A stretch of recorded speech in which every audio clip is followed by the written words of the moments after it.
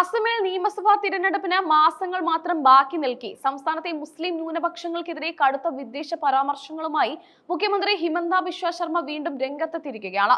മിയ മുസ്ലിങ്ങളെ ലക്ഷ്യം വെച്ചുള്ള അദ്ദേഹത്തിന്റെ ഈ പ്രസ്താവനകൾ ദേശീയ രാഷ്ട്രീയത്തിൽ വലിയ പ്രതിഷേധത്തിന് വഴിമാറി.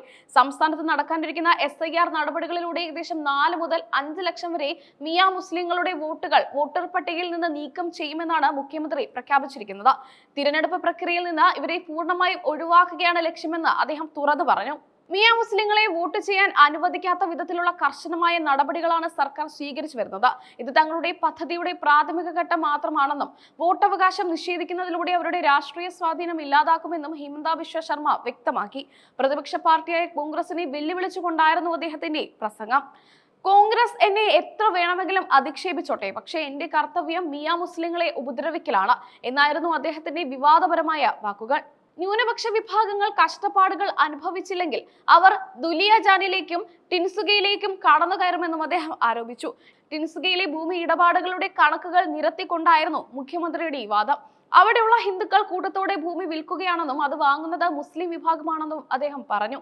നമ്മളിപ്പോൾ ശ്രദ്ധിച്ചില്ലെങ്കിൽ പിന്നെ എപ്പോഴാണ് ശ്രദ്ധിക്കുക എന്ന് ചോദിച്ചുകൊണ്ട് ഹിന്ദു സമൂഹത്തെ പ്രകോപിപ്പിക്കാനാണ് അദ്ദേഹം ശ്രമിച്ചത്.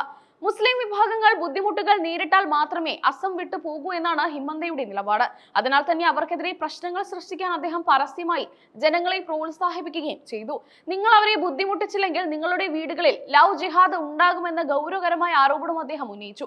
ഈ ഭീഷണി നിലനിൽക്കുന്നതിനാൽ അവരെ സമാധാനമായി ജീവിക്കാൻ അനുവദിക്കരുതെന്ന് അദ്ദേഹം ആവശ്യപ്പെട്ടു. സാധാരണക്കാരായ മുസ്ലിം തൊഴിലാളികളെയും ഓട്ടോ ഡ്രൈവർമാരെയും ലക്ഷ്യം വെച്ചുള്ള വിചിത്രമായ ആഹ്വാനവും മുഖ്യമന്ത്രിയുടെ ഭാഗത്തു നിന്ന് ഉണ്ടായി. മുസ്ലിം ഡ്രൈവർമാർക്ക് അർഹമായ കൂലി നൽകരുതെന്നായിരുന്നു അദ്ദേഹത്തിന്റെ ഉപദേശം. മിയ മുസ്ലിങ്ങൾ ഓടിക്കുന്ന ഓട്ടോറിക്ഷയിൽ കയറിയാൽ 5 രൂപയാണ് ചാർജെങ്കിൽ 4 രൂപയെ കൊടുക്കാവൂ എന്ന് അദ്ദേഹം പറഞ്ഞു. ഇത്തരത്തിൽ സാമ്പത്തികമായി അവരെ തകർക്കണമെന്നാണ് അദ്ദേഹം ഉദ്ദേശിക്കുന്നത്. കുറഞ്ഞ പണം നൽകുമ്പോൾ അവർ പ്രതിഷേധിച്ചാൽ എന്ത് സംഭവിക്കുമെന്ന ചോദ്യത്തിനും അദ്ദേഹം മറുപടി നൽകി. അവർ പരമാവധി കേസ് കൊടുക്കണമെന്നും അസം പോലീസ് അത് തങ്ങൾക്ക് അനുകൂലമായി കൈകാര്യം ചെയ്യുമെന്നും അദ്ദേഹം ആത്മവിശ്വാസം പ്രകടിപ്പിച്ചു. ഭരണഘടനാപരമായ പദവിയിലിരിക്കുന്ന ഒരാൾ ഇത്തരത്തിൽ നിയമം കയ്യിലെടുക്കാൻ ആഹ്വാനം ചെയ്യുന്നത് ജനാധിപത്യ രീതികൾക്ക് വിരുദ്ധമാണെന്ന് നിയമവിദഗ്ധർ ചൂണ്ടിക്കാട്ടുന്നു.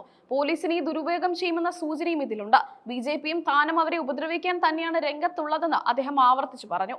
ഒരു പ്രത്യേക സമുദായത്തെ അപവൽക്കരിക്കുകയും അവരെ നിരന്തരമായി പീഡിപ്പിക്കുകയും ചെയ്യുക എന്നത് തന്റെ രാഷ്ട്രീയ അജണ്ടയാണെന്ന് അദ്ദേഹം മറച്ചുവെച്ചില്ല. തിരഞ്ഞെടുപ്പിന് മുന്നോടിയായി വർഗീയ ധ്രുവീകരണം ലക്ഷ്യമിട്ടാണ് ഇത്തരം പ്രസ്താവനകൾ എന്ന് പ്രതിപക്ഷം ആരോപിക്കുന്നു. വികസന വിഷയങ്ങളിൽ നിന്ന് ശ്രദ്ധ തിരിക്കാനാണ് മുഖ്യമന്ത്രി വിദ്വേഷം പടർത്തുന്നതെന്നാണ് കോൺഗ്രസ് വ്യക്തമാക്കുന്നത്. അസമിലെ മിയ മുസ്ലിങ്ങൾ വർഷങ്ങളായി പൗരത്വ പ്രതിസന്ധിയും വിവേചനവും നേരിടുന്നവരാണ്.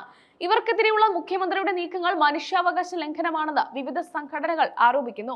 ഭൂമി ഇടപാടുകൾ മുതൽ നിത്യജീവിതത്തിലെ സാമ്പത്തിക ഇടപാടുകൾ വരെ നിയന്ത്രിക്കാൻ ആഹ്വാനം ചെയ്യുന്നതിലൂടെ വലിയൊരു വിഭാഗത്തെ സാമൂഹികമായി ഒറ്റപ്പെടുത്താനാണ് നീക്കം നടക്കുന്നത്. ഇത് വലിയ ക്രമസമാധാന പ്രശ്നങ്ങൾക്ക് കാരണമായേക്കാം.